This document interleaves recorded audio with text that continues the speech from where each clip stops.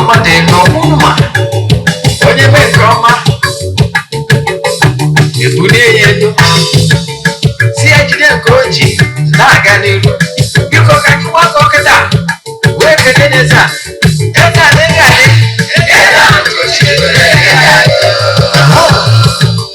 Eze-Ana ugochitubelu nwoke ọma na oraifite ị ga-adị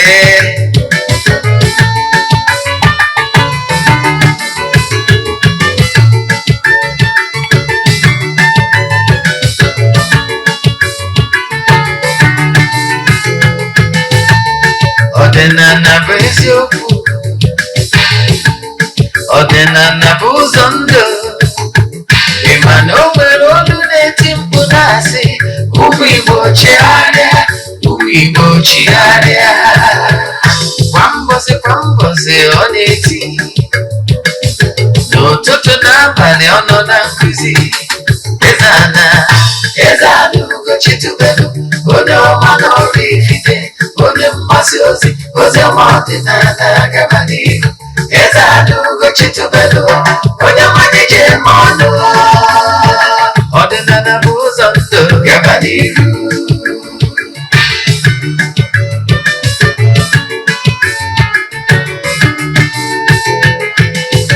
Eze-Ana ugochitubelu onye ọma na oraifite onye mgbasa ozi ọma ọdịnala gaba n'ihu Eze-Ana ugochitubelu onye ọma na-eje eme ọnụ ọdịnala bụ ụzọ ndụ gaba n'ihu Eze-Ana ga-adị ugochitubelu ga-adị ugochitubelu tempụl ọ ya adị maka na eziokwu akwa chacha ndị okenye ga-anyị fọntambaki ndị ochie anyị fọntambaki fọdasi gara aka ghọrọ ụmụ Igbo si anyị rapụ nke anyị na nke feka mma bụrụ Baịbụl bịa akwụkwọ akụkọ ebe mmadụ ọchịfa okwu na ụka abịakwa ụtụtụ ọma na ụmụ ọdịnala Igbo anyị abịakwanụ n'oge awa nke eziokwu oge anyị ji awa eziokwu niile agba nke ọ bụ mụnwa bụ Ogbuefi Eze-Ana ugochitubelu na oraifite na-anọ n'isi ya maka ndị ọ bụ tata bụ izizi ha na-esonyere m na soshal midia handles anyị maọbụ na Eziokwu TV. Abụ m onye isi nchụaja ugochitubelu ọdịnala tempụl akpọọ m Ogbuefi Eze-Ana ugochitubelu. Anyị na-agba afa miri emi rụkwazi ọrụ mmụọ dị iche iche. Abụkwazi m onye isi nchụaja na ọdịnala Restoration Prayer Ministry, bụrụkwazi onye mgbasa ozi ọdịnala Igbo. So you can call me an ọdịnala evangelist. I will answer. My mission is to help people live better life. N'ụbọchị taa n'oge awa nke eziokwu, isiokwu anyị na nkụzi anyị ji bịa taa bụ what you should know about karma and how to redeem karma. Nyanwa bụ isiokwu. What you should know about karma and how to redeem karma. That is today's topic. Ọ bụrụ na ị gee ntị nke ọma, you will learn something that will change your life for good. Yes, because what you don't know is only a mystery to you and not to all. Mana before I gaba n'iru, o nwere ọkwa dị mkpa. Ọkwa dị mkpa bụ echefuna na aja anyị na-achụ kwa ọnwa nke ọnwa Jenụwarị a na-aga n'iru. Ị ka nwekwara ike isonyere anyị na aja maka na aja anyị na-achụ for the whole month. Anyị na-achịkọta ya ụbọchị ikpeazụ nke ọnwa ọbụla. Ndị na-esonye bụ na aja amadugo ka esi eme ya. Aja bụ aja anyị na-achụ ọnwa ọbụla over the years now. I can tell you, enwere lots of testimonies na ndị na-esonye na aja.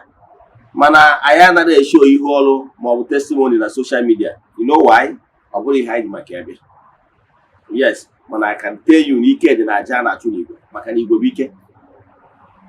Yes, ọnwụgọ dị ndị bụ kwuru Jenụwarị a na-ebuku Jenụwarị, ọnwụgọ dị ndị bụ throughout 2024 from January to December. Ndị na-esonyere anyị na aja mgbe niile. Yes, ụmụ ndị na-esonyere anyị na aja over 2 years anyị bidoro. Yes, but I can tell you, nwanne chụba aja na aja karịrị ọgwụ. ndị niile sonye na-aja so ha ga-enweta ihe onyonyo nchịkọta ya n'ụbọchị ikpeazụ nke ọnwa Jenụwarị. Ị nwekwara ike isonye na-aja ebe ọ bụla ị nọ na nsọtụ ụwa dum. Distance is not a barrier n'ọrụ ụmụ anyị na-alụ maọbụ na aja anyị na-achụ na temple. Ọ bụrụ na ị chọrọ isonye na-aja, ihe anyị na-eme bụ iweta ya 3 prayer request. Anyị debe n'ọlta na-achụ aja na-aga ọfọ na-ekwubi okwu n'isi gị ụbọchị ọbụla ganye na ọnwa agwụ. You must have an altar that speaks for you. Ejegori m n'ụtụtụ a jee chụọ aja gaa ọfọ kwubi okwu n'isi ndị niile sonye na nke ọnwa Jenụwarị. Yes, ichi isonye na aja ihe ị ga-eme wee forward ọrụ m ya 3 prayer request. Email donation token to the account number. Ịchatizie m na WhatsApp agwazie m other details I need in order to book you. WhatsApp number ị ga-eji wee kpọta m bụ 0813 8243871. I repeat 0813 8243871. I send a message ma ọ bụ na ị gbara akpọ ị ga-enwetakwa ụsa ozugbo. Ọ bụrụ na ị send a message I will respond. Ọ bụrụ na ị gbaa agba ọ bụrụ na m ji ọrụ n'aka na ndị busy my PA will pick it. But I can assure you na ị ga-enweta response almost immediately. Then ka anyị gabazie n'ihu na nkụzi anyị ji bịa.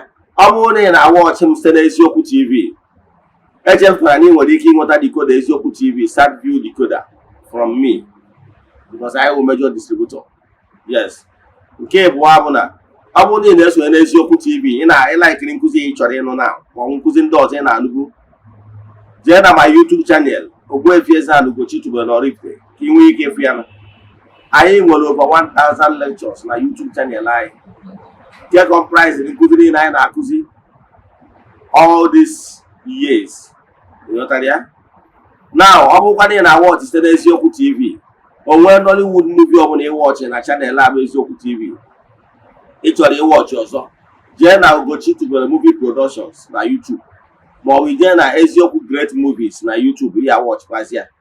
Ọ bụrụ na Igbo movie, jee na Eziokwu TV Nollywood movies na YouTube ịwọchịkwa ya. Ka ị na-esonyere m n'oge awa nke eziokwu na-agwa ndị mmadụ maka administration anyị. Yes, na-emetụ aka na share button, na-invite ndị enyi gị, na-agwakwazi ndị ya dị ụlọ. Ka ị na-eme nke a ka Chukwu Okike pụrụ ime ihe niile gọzie gị n'ebe ọ dị ukwuu. You know why you should invite your friends to ịnụ from the horse's mouth? You know why? Ọ bụrụ na Chineke si n'aka gị wee tọpụta ọtụtụ ndị mmadụ na-agbụ, the blessings will come back to you. You don't even know what is karma. Let me tell you why you should always share good messages. Ihe ga na-share na social media abụrụ so onye gba ọtọ ma ọ bụ ya kpọ trending topics ebe a na-eme gossip, ebe ọ bụ na mmadụ ga-anọkọta chọọ ka o pull nwanne ya down by na ọ chọrọ followers ma ọ bụ na ọ chọrọ ego monetization. All dị ha na-trend, eziokwu anaghị trend na social media, mana ọ bụrụ maka ego social media ka m ji bịa. Yes, ọ bụrụ na m chọrọ ego social media ama nka m esi wee megịrị jide ofu onye gbanwe ya wụọ, ịgbanwe ofu onye wụọ ndị amarọ ga-amara gị. Mana because of karma, ịghọtara ya, isiokwu anyị bịa tata ihe gbasara karma. Ihe kpatara na m enwere ike ime, nwere ike ịfụ m anywhere na social media ebe m na-agbanwe with anybody. Enwere reasons. One, because of karma, I will not do it. Nke abụọ, onye anwa ọ bụrụ m wakpọrọ onye anwa ọrụ. Ọ bụrụ na onye ahụ ejetara ozi ọfụma, ndị kpọrọ ya ọrụ knows too well how to discipline with the person or how to deal with the person. You know that? So therefore, nobody made me a judge. Whether you're a pastor, whether you're a dibia or whatever you call yourself. Yes, and when I'm right to judge you, because we are advised not to judge because of karma. Let me tell you why you should always share good messages. What is disturbing you in your life is karma. And the karma imetara onwe gị nwere ike ịbụ misinformation. Ana m achọ ka nkọwara gị, agwụna ngwụna nkwụ na-abịa maka na esimolu wee bịa. Yes, ka nkọwara gị ihe bụ karma. Enwere ike whatever you are passing through today bụrụ misinformation, negative message you spread against your fellow human being. And because of that negative message you spread, then your fellow human being is pained because of what you did. And this thing that we happen in your previous earth life, more this present earth life. But now many years ago, you can't even trust the person. The only way karma we will redeem that particular karma is by, since what you are passing through is as a result of negative message you sent, you spread. Now, for you to redeem the karma, you need to share positive messages. Yes, because now you need to imegharị that ozi ọjọọ ahụ ịgbasara na asịrị ahụ ịkụrụ iji wee gbasa ihe ọjọọ. So for you to redeem it back, you understand, under karma, ihe need bụ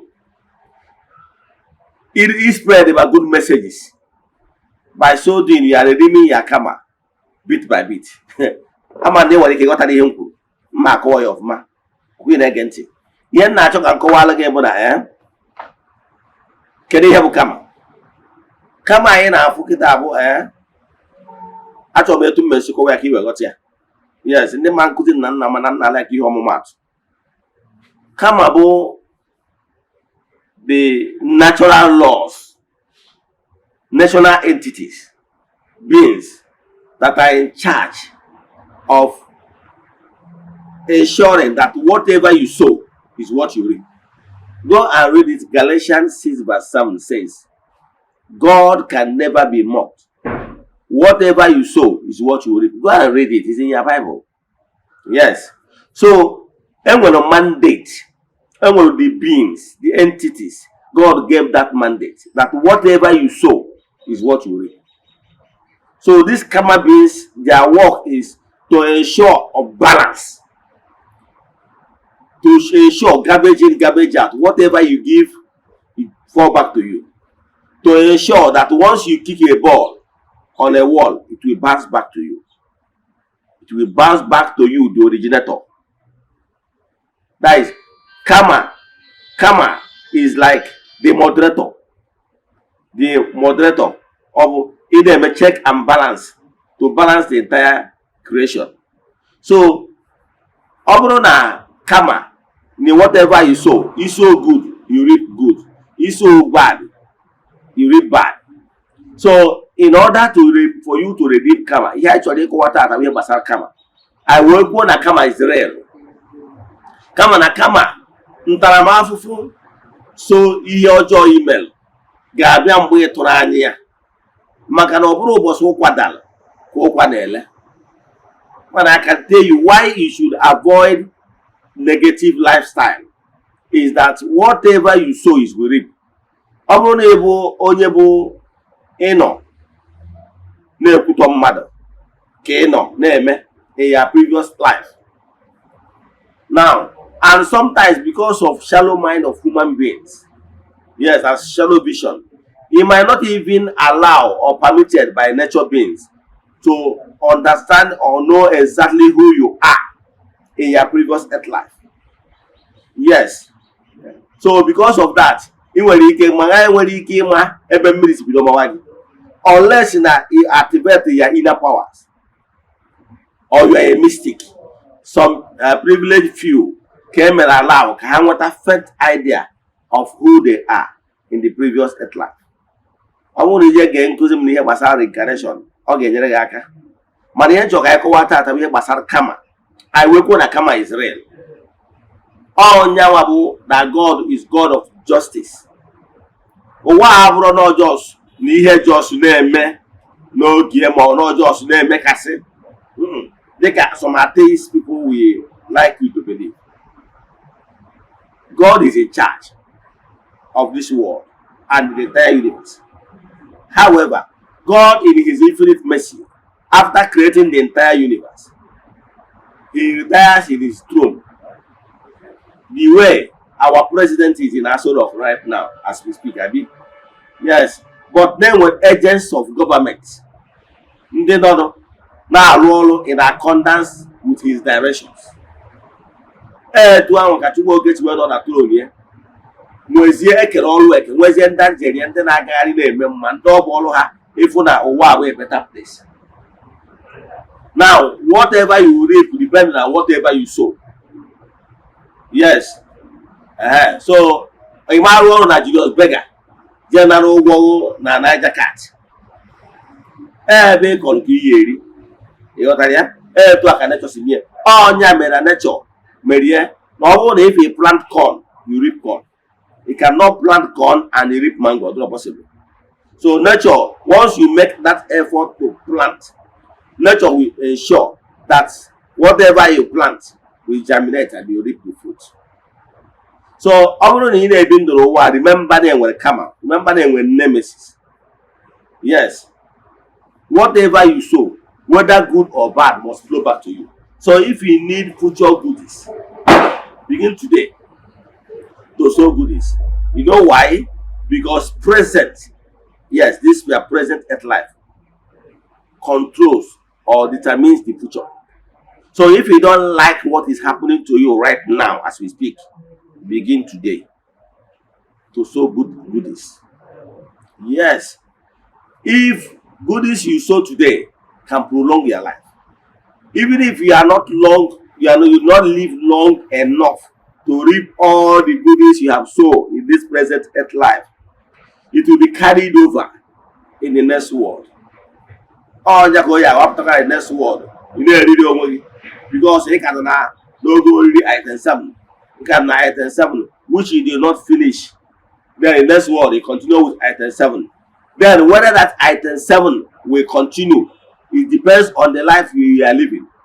Because if you live life of squandering all the grace, you go, by grace. If you continue living life of squandering without stocking your spiritual warehouse of goodies, time will come where you squander what you have sown in the past. Now you will face scarcity. So if you are in a zone now, if you want it to continue, keep doing good. Keep doing good. Because being good to follow human beings, to the entire universe, sowing goodies will always allow you to reap more goodies. More goodies will flow back to you, the originator. Yes. So, ị kewarụ na-eme ihe ọma na-aga n'iru ka ihe ọma wee nwee ike wee naghachikwute gị. Mana ọ bụrụ na ị nọ n'ụwa i wee exhaust one nke ị nwere, i fesikwa the consequence of the badness you are sowing as we speak. So, even if you are in grace now, don't think that the grace will last forever. If you want it to last forever, keep doing good. But once you stop doing good, thinking that also got to go for another, a time will come when you exhaust the goodies you have been enjoying because of the previous carryover. So, Eze-Ana, oya ka nje sege, bo mi si abura arubat, isi gina arubat abrofu. Imono na arubat nwere ike na-live on the previous grace. I nwere ike ifu onye na-eme ihe ọjọọ, ihe ọma na-aga, ihe ọma na-emeri ya, ọ na-live na previous grace. Now, if you continue, o time will come oge ihe ọma, grace ọ na-live in will exhaust. Once o exhaust ya, o face that badness on his own now. Oh, now when you wake for somebody else, this guy is a good man, this man is a good man. Some certain things will be happening. Sometimes over your metal now, sometimes all carry over of what he have done in the past. However, if you are experiencing you're a good guy, you're a good woman, you are doing well, you have a man of good with pure soul. Yes. Man, he had a guarantee. Don't look back. It's not you make a bat. But say boy is about bat. It's a bat. Keep doing good. I can tell you that those goodies you are doing, you will use it to pay up the spiritual debts. God had drop pacha. Oh, what did I say? Why? Why me? Okay? my sister, my brother, here na check what kitabo. Once you start your inner soul, once you start your spirit, you know no more onye kpachara siki imejọ. Ni na-ebi ndụ dị mma, ni we be a sweet soul. Ọ bụ na nwere onye imejọ, ma ọ na nwere ndị ibibiri na mbụ jọrọ njọ, keep asking for forgiveness. Yes, show repentance. Chegharịa ma chigharịa. Yes. Then keep doing those charitable work, those good activities, those joyful activities will help you to redeem the karma. Ntaramahụhụ dị maka ihe ndị anyị mere. Ọ nwere onye na-ara oke. I nwere ike itresizi onye ahụ. Keep doing alms giving, being nice to people. Ị ga-eji wee redeem nke anyị mere na-amaghị ama maka na o wutere gị n'imejọ and you can't find the person.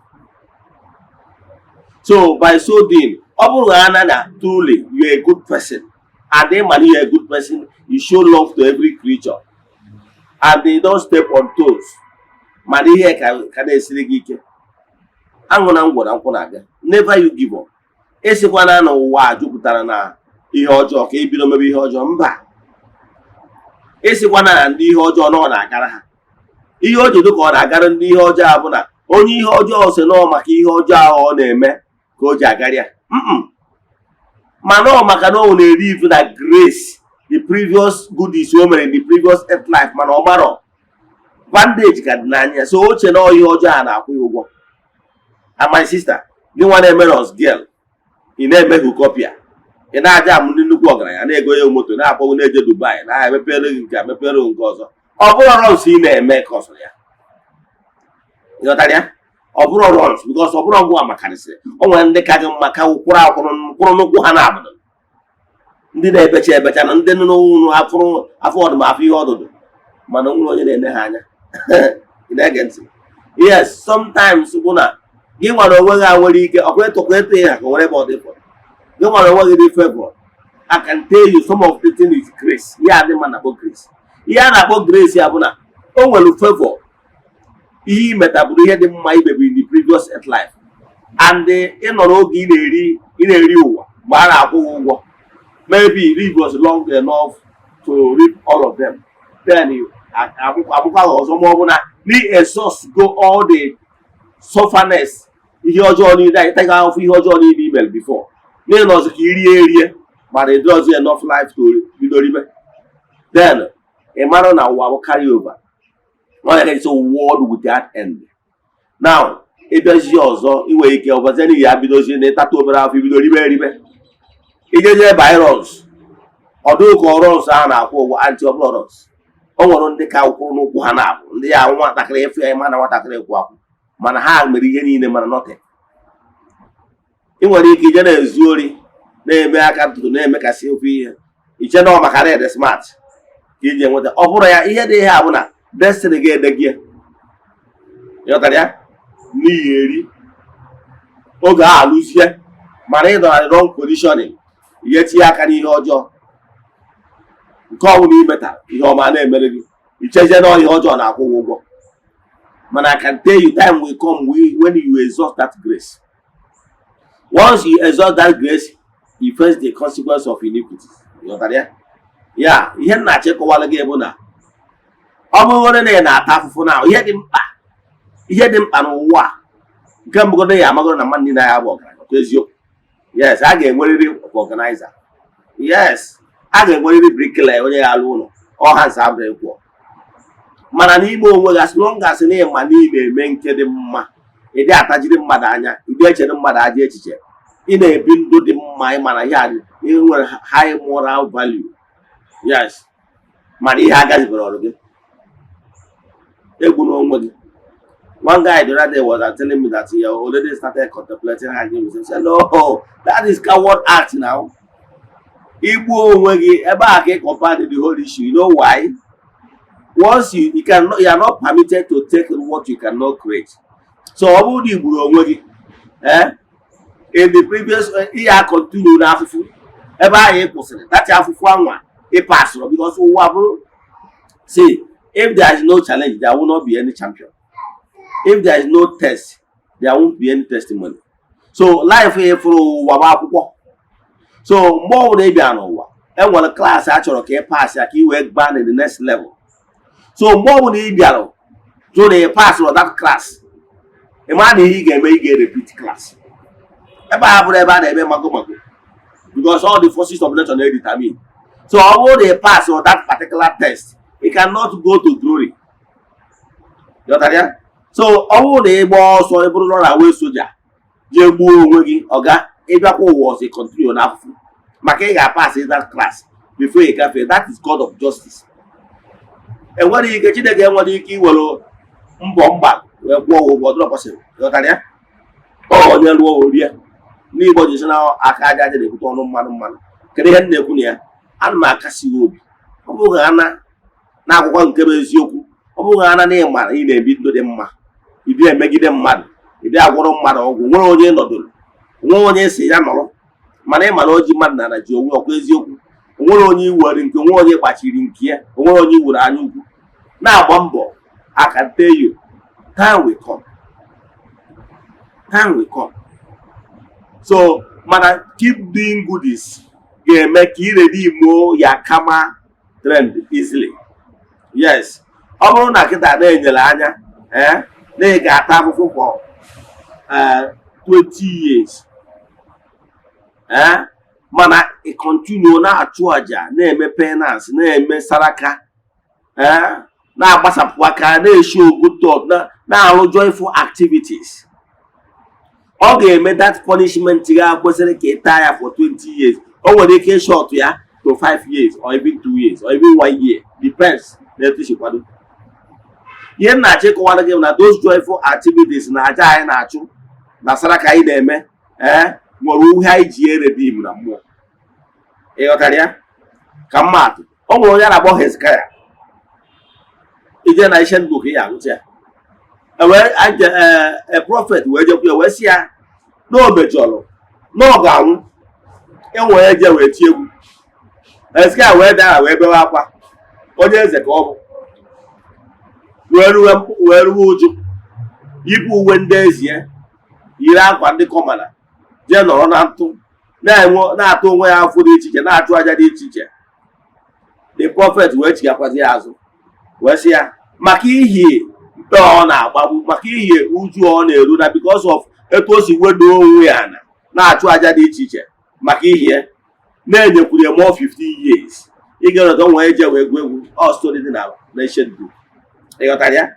Ihe na-achọ ịkọwara gị na mgbe e chigatalụ continue na-eme some redeeming ọ sịkwarị na-enwelu ihe ogbochi ọnwụ ike dị n'ụzọ gị a na-ebupụ ya. Onye ka anyị ji achụ aja enwere ike uke dị n'ụzọ gị aja anyị chụrụ nwere ike ime ebupụrụ uke because iji dogoda uke a bụ punishment ị kwesịrị inweta. Yes, mana maka ihe na aja anyị chụrụ ebupụ ya. Ọ nwere ihe a na-akpọ symbolic redemption.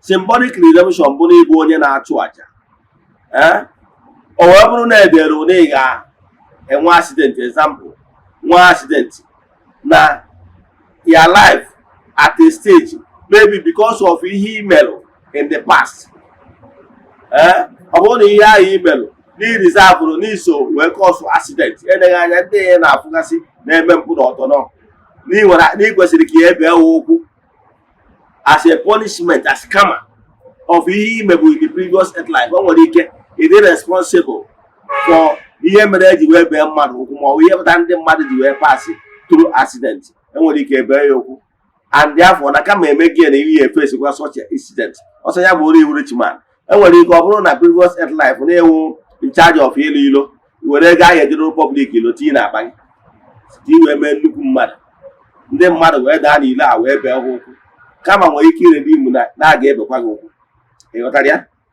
Yes, ị nwere ike ịbụgo nnukwu mmadụ ka isi ebe a jee da moto ịnọ ya asụmasụ ọtụọ squeeze before you know it ebe oke na-asị nnukwu mmadụ etu a ime ọnụ ọkama ka o were n'ime ọkama. Mana ọ bụrụ na onye a bụ onye na-achụ aja na-achụ aja na-egosi remorseful na-ebi ndụ dị mma aja ọ chụrụ nwere ike ime enwe nya bụ accident ụkwụ ya ma agbajiziri anyị ebe ya ụkwụ o nwere ike ọ bụrụzie na ihe ya eghewa ya ụkwụ ọbara apụọ na ya. Ọbara apụrụ nụ ka akpọ redemption. Data ọbara apụzie n'ụkwụ ya nwa abụrụgo ihe eji wee redeem na abịarọzi ụkwụ. Mana iji wee fulfill na o kwesịrị okwu ahụ ka o nwee blood ga-apụ n'ahụ ya, o nwee ihe akpọ symbolic redemption. Yes, ọ ihe agba because symbolic redemption. Ihe m na-achọ ịkọwara na ọ bụrụgoro na-ederu na ihe na-etu a ga-eme gị na ị ga-emerụ ahụ, ị nwere ike ịpụje n'ụzọ ụkwụ akpọ gị obere ọbara apụọ n'ahụ eredim gị. Ihe eji wee mezi etu a bụ achọrọzi ka that full weight of law punishment dakwasa gị, mana ọ ka e wee dọọ gị akara ntị ka ị mara na o nwere ihe akara ime. So all these minor things ka ihe ya amata ihe gbasara kama. Ihe nyesi gị bụ na-achụ àjà, na-eme ihe dị mma, esikwana ka imewe ihe ọjọọ na ndị gị na-agbado ngwere agbago oke, maka na gị na mmadụ niile abụghị ofu. That is karma for you. So ihe na-achọ ịkọwalụ gị bụ asịkwara na ị na-agba mbọ na-eme nke dị mma mana ọ dịghị kilikili gị etu isi wee chọọ. Keep doing good. Esikwana ka ịbanye n'ihe ọjọọ na ndị ọ na-agaziri ndị ihe ọjọọ. Ana m achọ ịgwa gị na ndị ihe ọjọọ ọ na-agaziri ọ dị ụkọ na-agaziri na abụrụ because of ihe ọjọọ na ha na-eme ka o ji agaziri ha, kama na ọ bụrụgo ihe program eprogram go ya na ọ ga-abụ ebilonia. So ọ bụgoro na o jechi aka n'ihe ọjọọ, mmiri ọzọ aka nwere ike ịbanye aka, mana afụfụ ya atazi ata bụ na ihe ọjọọ ọ na-eme ga-emie enjoyment ya aka ọtụọ shot. O nwere ike ọ bụrụ onye emeburu na ihe ọma o mere the previous earth life kwesịrị in this earth life ọ lasịgharịa ti obicha ndị ya na-emeri ọ na-agaziri ya, mana because of n'ọbịazi n'ụwa a mewezi ihe ọjọọ ahụ ọ na-eme nweziri ike eluduo dị good isi dị n'ụzọ ya. Ikwuzie na o nwere ike ọ bụrụ na emebu na ọ ga-enjoy goodies for 50 years till obicha ndụ, mana ọ continue na-eme ihe ọjọọ. Ifu na enwere ike short other 50 years ya nwa to 20 years 30 years ka ọ da-abụrụ because of ụdị ndụ ọ besịrị na-ebi. O nwere ihe na-aghọta. Ihe na-achọ ịkọwara gị bụ na ihe a na-akpọ kama na kama whatever ọwụ na iso yuri ọwụ na omero n'izu omere n'ọnwa. So esikwara ka ije na-emuleti ndị ajọ mmadụ, esina ka ije mee na onye a na-eme. Ana m achọ ịgwa gị ihe niile ewu ihe gị na mmụọ kpatara. Ihe gị na mmụọ kpatara na previous earth life onye maka edelu ị ga-eme experience na nke a. So ọ bụgoro na ihe adị aga dịka nsikwu na mbụ, keep doing good, keep being nice. Ihe ahụ ị na-eme na-erebi iji erebi so many times. Ụfọdụ amụrụ na ọdịnadị mesara aka. Enwere ike o nwere onye imewuru. Yes, o nwere ike nwe onye na-ara okie, o nwere onye napụrụ nri ọnụ, o nwere onye imelụ ka obi gbawaa ya ọ ka ọ ghara inwe aṅụrị. So for you to redeem karma, you need the back if you the poor. O nwere ike in the previous life o nwere the poor ị napụrụ oke ha, cause ọrụ ha pain, cause ọrụ ha ibe aja mmiri. So for you to redeem karma, you need the back ka ị bịa n'ụwa kịta feed the poor, put a source of joy to them in order to redeem the karma. Because na ndị ahụ onye ahụ imejọrọ nke mbụ nwere ike ma ga-enwe abịazina in contact with that person. Yes, maka na o nwere onye imere baa akwa nwee mwute. So ị nidikwa for you to redeem karma, ị nidikwa ka ime mmadụ ihe ọṅụ ka ọnụ ọchịwa mmadụ ka mmadụ wee nwee aṅụrị in order to redeem karma. Ịghọtara ya? Ọnya batara n'ọrụ mmụọ nwere ike ọ bụrụ exactly onye anwa imejọrọ, ọ ga-enwe ike nwe onye na-arụ okie n'aka ike ajụọ ka you be able to trace the person. What ka ị esi trace the person? Ihe a ga-agwazi gị bụ dịde chụọ aja merụ the less privilege na ndị ogbenye ụtagogoro ihe dị etu a wee nyemegide ga-enye ha, maka na ị na-edi ka ndị ọzọ nwa aṅụrị in order to pay them for ndị imejọrọ ndị nọ n'ihe mgbu. That is karma. Ọzọkwa nwere ihe karma nwere ike ịbụ ihe ga-eredim ka nwere ike ịbụ joyful activity na-ịpụta n'obodo fụ ebe bọtụl maọbụ ihe ga-emerụ ndị mmadụ ahụ wepụ ya n'ụzọ sụsọ ya nwa. Maka o nwere ike in the previous earth life ọ bụrụ na o nwere onye n'iso na ndị kpara agwa iko metọsi obodo, ihe ndị ahụ imebisiri ma ọ bụ ihe ndị ahụ i position wrongly ọ bụrụ ihe butere mmerụ ahụ mmadụ. So ị need this time ịbụ onye ga-emekwa ihe dị mma in order to redeem it. If not, ebe ị nọ ka ị nọ ịmakwa na mee do hard chores can redeem some karma ịmara, because o dependere ihe butere that ya ihe na pass through.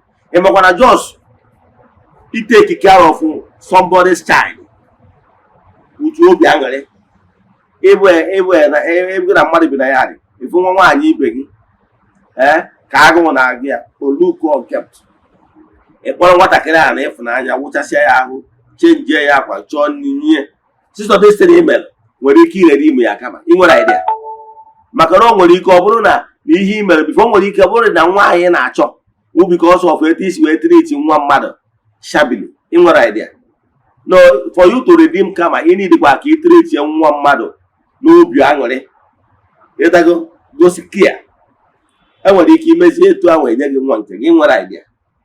ana m achọ ịkọwara na ihe butere ihe so many things. ihe butere nsogbu onye a na-pass through na ihe butere nke onye a nwere ike ma ya bụ n'ofu. o nwere ike ọ bụrụ nke anyị nna ya ekwurịta atawo maka kama maka ihe mmadụ metaburu na mbụ ọ na-ata ahụfụ ya kịta na-amaghị ama. yes o nwekwara nke nwekwa nke mmadụ metara onwe ya kịta ahụ ya na ọgwụ ya enyocha obi gị, mana ọ bụrụ enyochara obi gị sị mba enwekwara onye kpachara anya wee mejọọ. Keep doing nice. If some charity work ị nwere ike ịlụ rụọ ya, and ịkaba na-arụ na-eme ihe ọjọọ na-aga n'iru, maka na ị na-eme ihe ọjọọ na-aga n'iru dịka ọkụkọ a na-ekwu na ọmara ọnụ na nsị o were ụkwụ na nwunye, because any dị ka erede imo ihe ọjọọ i mere in the past, not ime ka ọ kawanye njọ. So keep being nice, keep showing love to your fellow human being. If they say redeem karma, there's so many. If they say redeem karma, there's so many. It show love to human beings. It show love to ihe Chukwu kere eke. Ime saraka, ime ndị mmadụ obi aṅụrị. All those things ụzọ esi redeem karma. O nwere ụzọ esi redeem karma n'ụzọ dị iche iche. Like even this monthly rituals anyị na-eme. O nwere ndị na-esonyere anyị na that monthly rituals.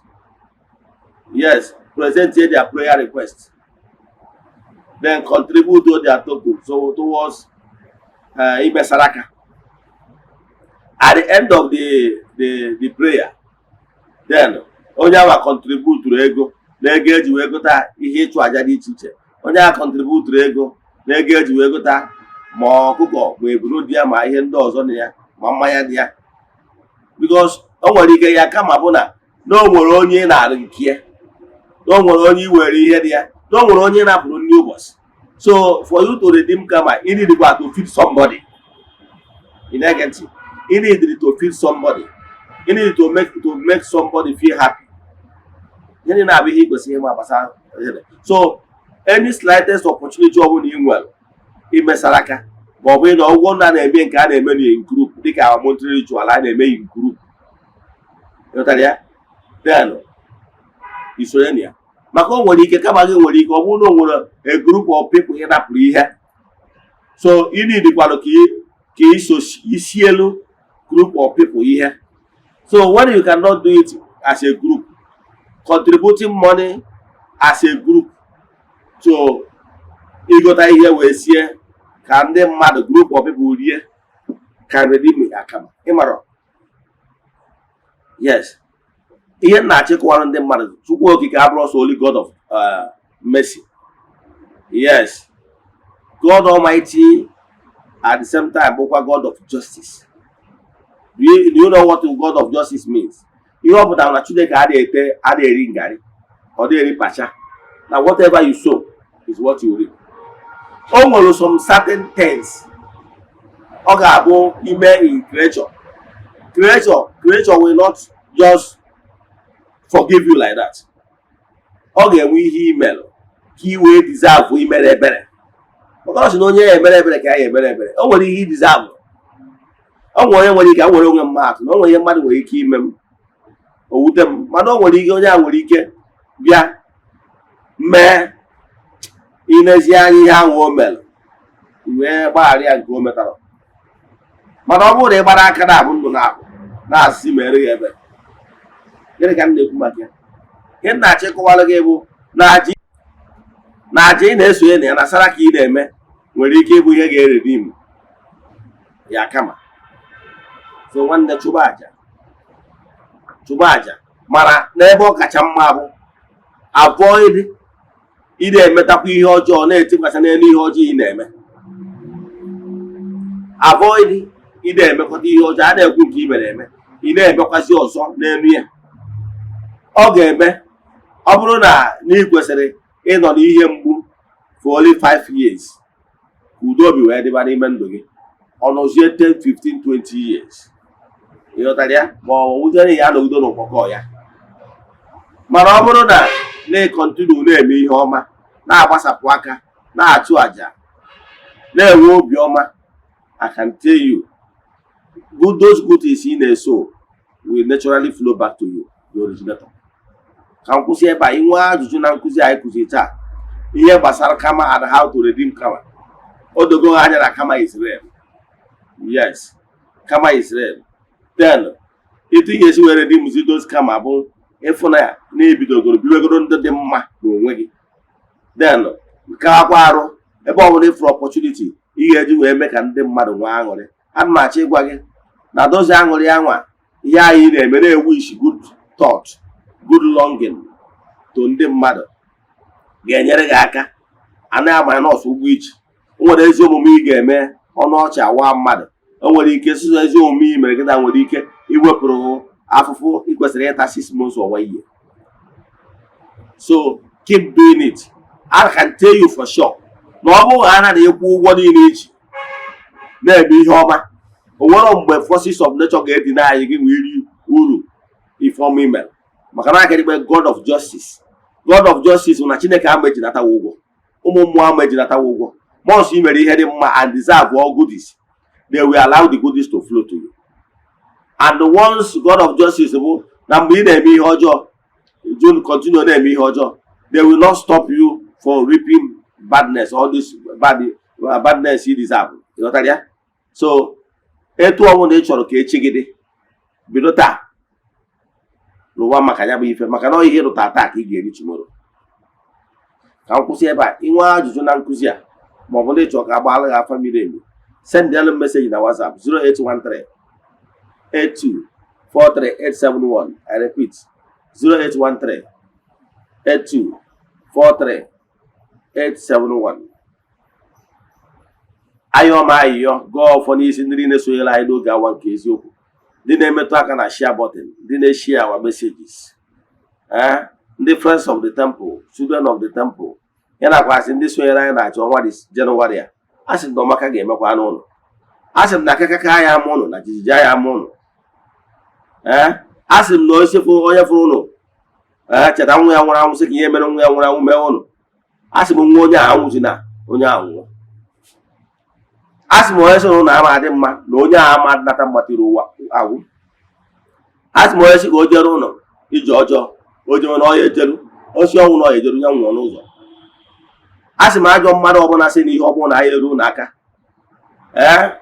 ọnwụ na-egbu ajọ mmadụ gbuo mmadụ ahụ. Ajọ mmụọ ọbụla sị na ihe okwu na ya eru aka, ihe na-eme ajọ mmụọ mee mmụọ ahụ. Asị m onye sị ka ome ụlọ na ọ karịrị ụlọ, ka mmụọ niile na-ejere Chukwu na mmadụ ozi na-eri oke n'ụbọchị taa mebe onye anwa ma ọ bụ ndị anwa na ha karịrị ha. Asị m na ụlọ ga-adị ka echi, echi adị agwụ agwụ. Asị m ka ọ dịkwa na echi ụbọchị nta ka anyị chụọ na Owere nchi. Asịkwa m na ọ bụrụ na ọnwa egburu ọjọọ eji wee chụọ aja na ọ ga-ebuliri ome ka ọ maka meela ụlọ n'aha Chukwu okike nke pụrụ ime ihe onye ike na-esi na gị abịa. Ya gazie ka ọ dịkwa na echi niile.